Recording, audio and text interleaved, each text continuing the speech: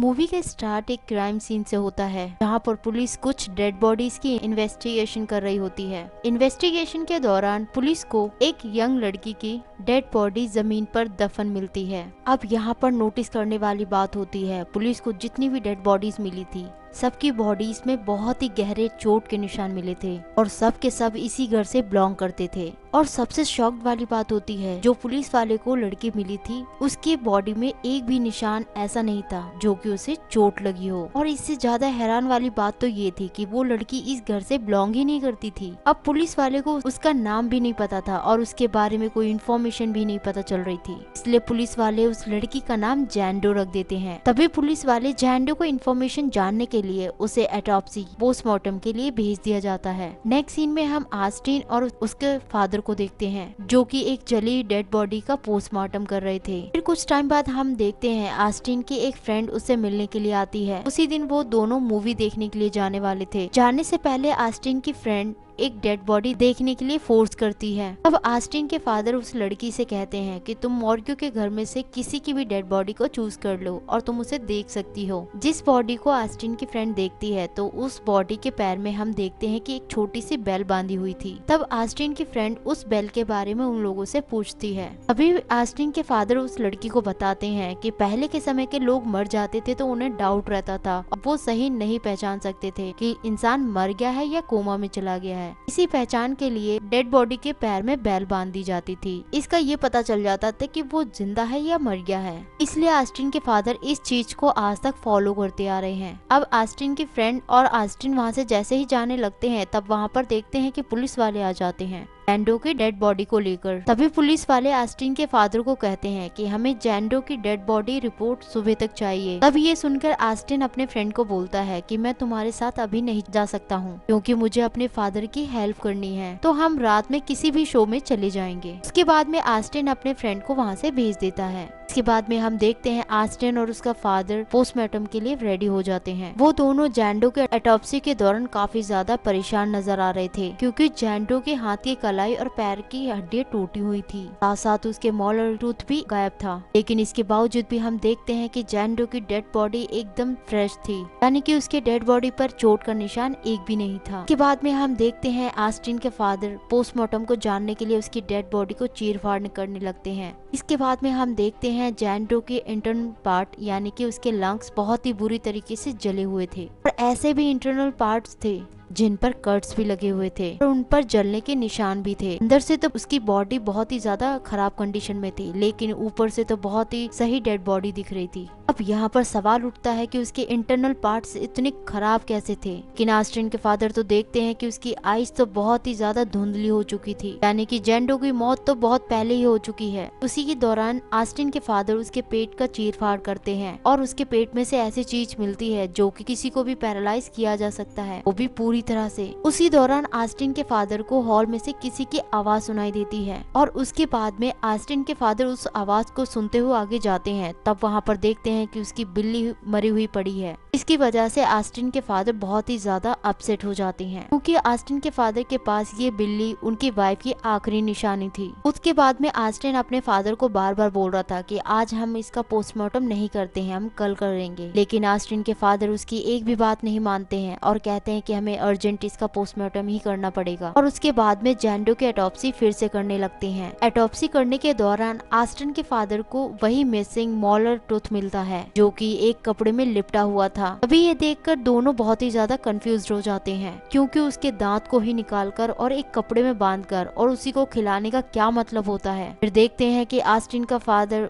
जैंडो की बॉडी को काटकर अलग कर देते हैं। फिर देखते हैं कि जैंडो की स्किन के अंदर एक मार्क बना हुआ था और साथ साथ में कुछ लिखा हुआ भी था। और उसके बाद में हम देखते हैं कि सेम ऐसे ही सिंबल और सेम राइटिंग उस कपड़े में ही लिखा हुआ था, यानी कि उस कपड़े में सेम साइन बना हुआ था जिस कपड़े में जैंडो का मोलर टूथ लिपटा हुआ था। अब इसी दौरान हम देखते हैं कि वहाँ की सारी लाइट्स ऑफ हो जाती हैं। इसकी वजह से चारों तरफ अंधेरा ही अंधेरा हो जाता है। उसके बाद में हम देखते हैं कि ऑस्टिन के फादर जब लाइट जलाते हैं तो वहाँ पर देखते हैं कि वहाँ पर कोई नहीं होता है, सारी डेड बॉडीज गायब होती हैं जैंडो की डेड बॉडी के अलावा। तभी हम देखते हैं कि ऑस्टिन के फादर पर कोई एंटिटी आकर अटैक कर देती है। इसकी वजह से ऑस्टिन के फादर बहुत ही ज्यादा इंजर्ड हो जाते हैं। इसीलिए बाप बेटा दोनों वहाँ से भागने की कोशिश करते हैं, लेकिन तभी देखते हैं कि वहाँ की लिफ्ट और ना ही मोबाइल नेटवर्क आ रहा था और उनके बेसमेंट का दूसरा दरवाजा भी लॉक्ड हो गया था, क्योंकि बाहर बहुत ही तेज तूफान जो आ रहा था, जिस पर एक बड़ा सा पेड़ उस दरवाजे पर आकर गिर गया था।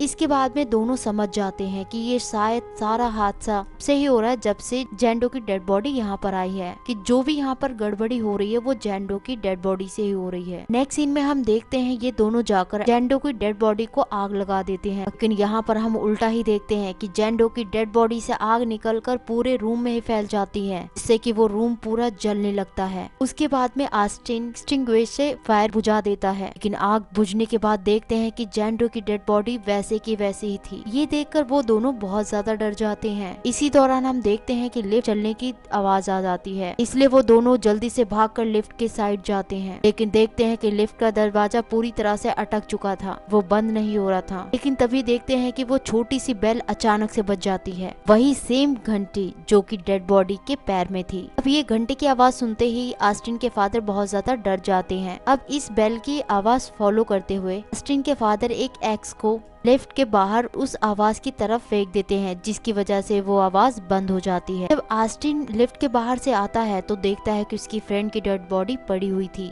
ऑस्टिन अपने फ्रेंड की डेड बॉडी को देखकर बहुत ही ज्यादा अपसेट हो जाता है, लेकिन ऑस्टिन के फादर उसे बहुत ही ज्यादा संभालते हैं। इसके बाद में वो दोनों ऑटोप्सी रूम में चले जाते हैं ताकि वो जेंडो के बारे में और भी ज्यादा इंफॉर्मेशन निकाल सके। इसके बाद में हम देखते हैं ऑस्टिन के फादर जेंडो के ब्रेन सेल्स को निकालते हैं। इससे पता चलता है कि जेंडो के ब्रेन सेल्स अभी भी एक्टिव हैं। तो इसका साफ मतलब था कि जेंडो का ब्रेन सेल्स तो अभी भी एक्टिव था। जिसके बाद में ऑस्टिन के फादर उस जेंडो के पेट में से निकले हुए कपड़े को एग्जामिन करते हैं। उस कपड़े पे हम देखते हैं कि रोमन लैंग्वेज में लिखा हुआ था। अब चेक करने पर पता चलता है कि उसमें ये लिखा था कि 20/27 1693 और 17th सेंचुरी के बारे में लिखा हुआ था। अब ऑस्टिन के फादर 20/27 के रेफरेंस से ये पता लगाते हैं 17th सेंचुरी में लड़कियों को ब्लेम किया जाता था, वो विच हैं, जिसकी वजह से उनके साथ बहुत ही अजीब तरीके से टॉर्चर किया जा रहा था। जितनी भी लड़कियां इस प्रोसेस के चक्कर में मारी गई थी वो कोई भी बिच नहीं थी। अब ये देखकर ऑस्टिन के फादर समझ जाते हैं कि जेंडो की मौत रिसेंट नहीं हुई है, बल्कि वो 17th सेंचुरी में हुई थी।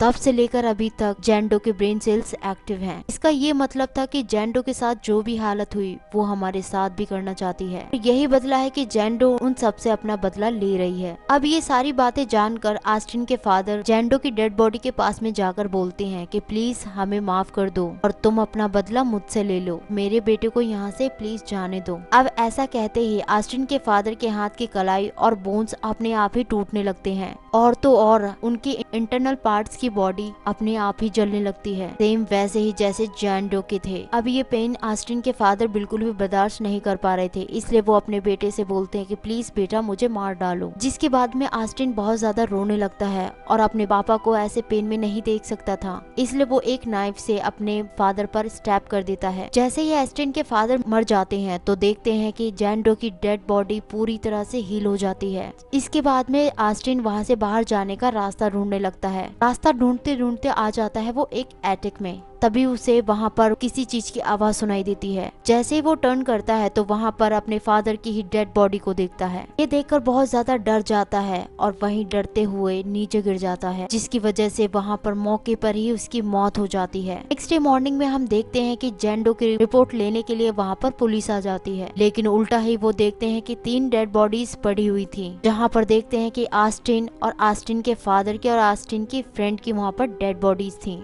जेंडो की डेड बॉडी तो वैसे ही पड़ी हुई थी और ऐसा लग रहा था कि उसकी ऑटोप्सी अभी भी स्टार्ट नहीं की है। ये देखकर पुलिस बहुत ज्यादा कंफ्यूज हो जाती है। ये देखने के बाद जेंडो की डेड बॉडी को दूसरी जगह पोस्टमार्टम के लिए भेज देती है और एम्बुलेंस में ले जाते हुए हम देखते हैं कि जेंडो के पैर की उंगलियां अपने आप ही हिल रही थी। इसी के साथ में ये मूवी यहीं पर एंड हो जाती है। Thank you for watching.